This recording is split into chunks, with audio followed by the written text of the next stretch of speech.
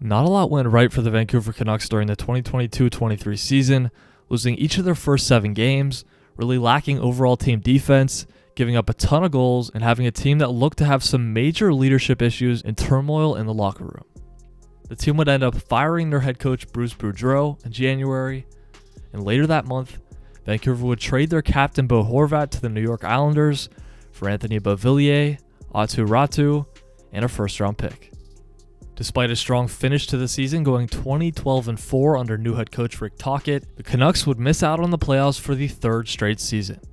So far this year, it has been a completely different story for Vancouver, as they currently sit in 2nd place in the Pacific Division, are 4th in league-wide standings, up there with the best of the best, have the highest goal differential in the NHL, and have also scored more goals than any other team in the league. The Vancouver Canucks look way different this season and have become one of the most electric teams in the league and the biggest surprise of the year. The Canucks have legitimate superstars at every position, but for whatever reason, it hasn't all come together really until this year. Quinn Hughes was named the franchise's 15th captain prior to the season, and he has had an unbelievable start to his campaign. Last year, he had a career-high 76 points in 78 games, good enough for 2nd among all defensemen. And this year, he's already at 34 points in 25 games, on pace for over 100, and currently in a tie with Cale Makar for most points among all defensemen. He's also put an emphasis on shooting the puck more, and has 9 goals, which has already bested his career high of 8. Filip Hronek has also been the perfect partner for Quinn Hughes. Hronek was traded to Vancouver last season from Detroit for a conditional 2023 first-rounder and 2023 second-round pick. And while at the time I thought this was a little much to give up for Hronek, I was dead wrong, because he has been a fantastic add to this blue line. The 26-year-old is currently tied for 2nd in NHL defenseman scoring and is on pace to crush his career high point total. He's also been an amazing partner for Hughes, helping out on the power play as well. JT Miller has been an absolute stud for the team, currently tied for 2nd in NHL scoring with David Pastrnak. He's on pace to smash his career highs too. And Elias Pettersson isn't far behind either.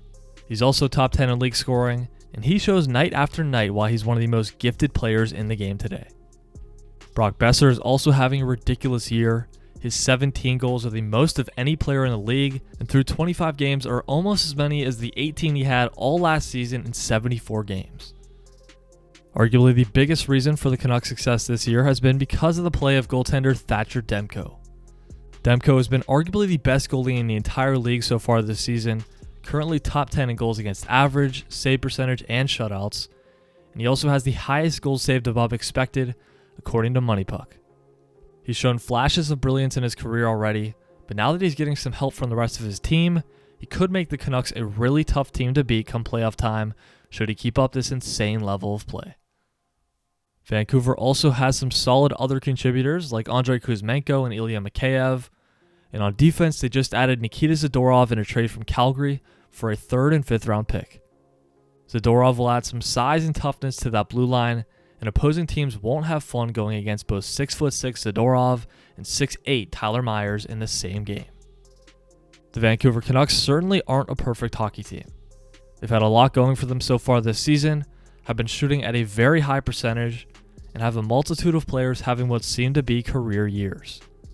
Nonetheless, Vancouver's front office and Jim Rutherford and Patrick Allvin have done a nice job piecing this team together, and head coach Rick Tocchet has shifted the culture of the locker room and play on the ice since he stepped in last year to replace Boudreau.